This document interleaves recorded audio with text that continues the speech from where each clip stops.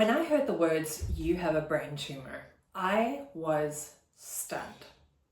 First myeloma, then a stem cell transplant, then breast cancer, and now you're telling me that I have a brain tumor. Hi, I'm Jeannie. If you're new here, my channel is about living with cancer, not just surviving it. Today I want to share a story with you that sent me into a complete tailspin a couple of weeks ago. It's a story about fear, about anger, and about learning how to carry life's challenges without letting them crush you.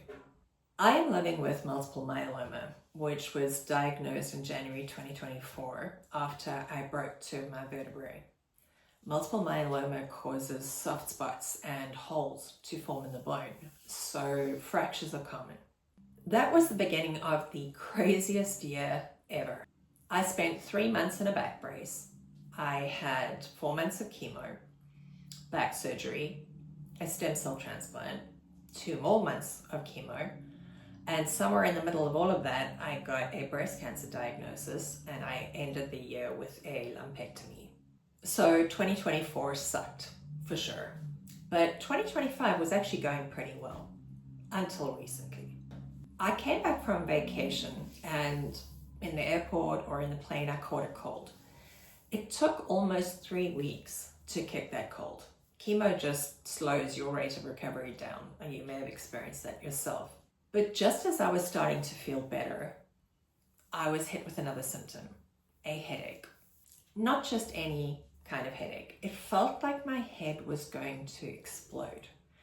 When I stood up, about 10 seconds afterwards, the top of my head just here would start throbbing so badly, I would sometimes cling to the wall to stop myself from falling down.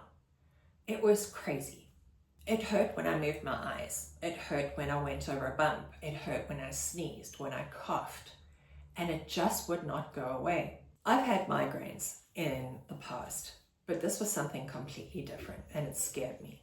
So my primary care doctor sent me for a brain MRI. He said he thought it was either a brain clot or a brain tumor.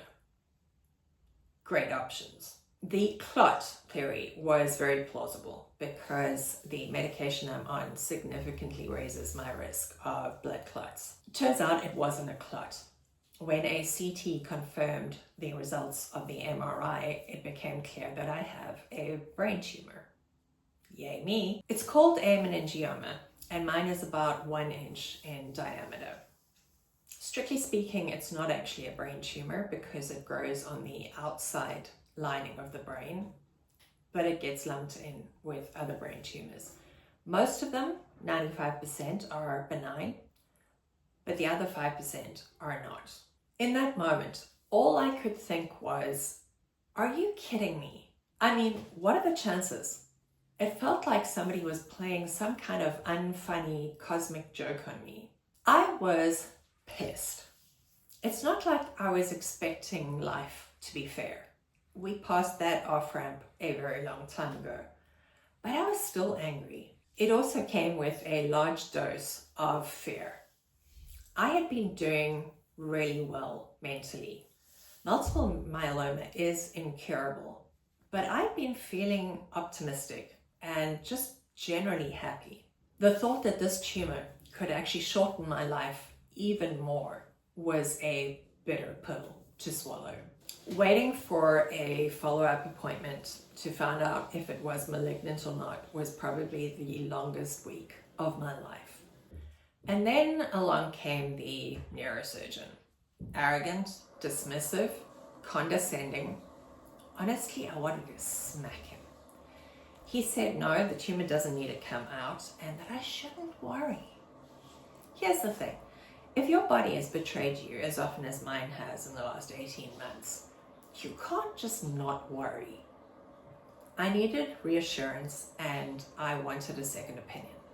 I told my oncologist what had happened and I didn't actually expect her to do anything about it, but she went on a butt-kicking mission and I got an apology shortly thereafter.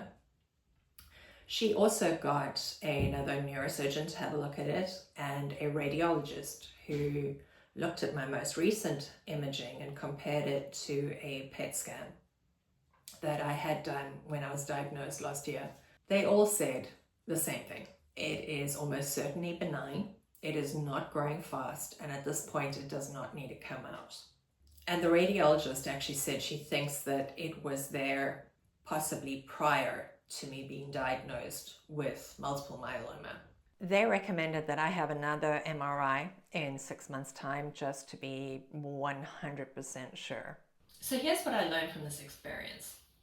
Accept the fact that the emotional roller coaster is part of your new reality. It's here to stay. Over the past 18 months, I have had to learn how to live with uncertainty inside me.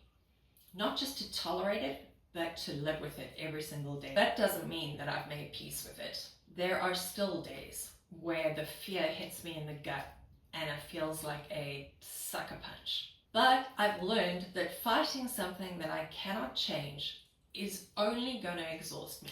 It's not going to do anything else. It's not going to change anything. Cancer doesn't care if you're ready to take on the next challenge. It doesn't wait until we've recovered from the last one. The only thing I can control is how I respond. I can either let the fear consume me every minute of the day, or I can learn to move forward while that uncertainty still lingers. Don't stop at one opinion if you don't feel like your concerns are being taken seriously. If a doctor treats you like an idiot or dismisses your concerns, push for answers. We have to advocate for ourselves because ultimately we're the ones that are going to live with the consequences of whatever decision is made about our health. And don't take no for an answer. I know that my insurance company pays for a second opinion. It's my understanding that Medicare does the same. So arm yourselves with the facts. Find the right balance between hypervigilance and peace. Yes, I'm going to keep my eye on this thing. Yes, I'm going to have another MRI. But I'm also not going to let this steal another ounce of my energy. I will not live in fear, dreading the next bump in the road. Cancer already takes so much from us. We cannot let fear steal the rest. So that's my story. Another curveball in this ongoing fight. Another reminder that part of the cancer journey is living with uncertainty. But also, it's another reminder that we can do hard things. We can face the fear. We can survive the anger. We can weather the shock. We can let go of all of those things and still keep moving forward. If you're going through something similar, if you've just gotten a second or maybe a third diagnosis, or if you're waiting for some other kind of result, drop us a comment below and share your thoughts. That's all for today. Thank you for listening. If you found anything in this video helpful, please hit the like button. And if you know anyone else living with cancer, please feel free to share this video with them. Thank you, and I'll see you in the next one.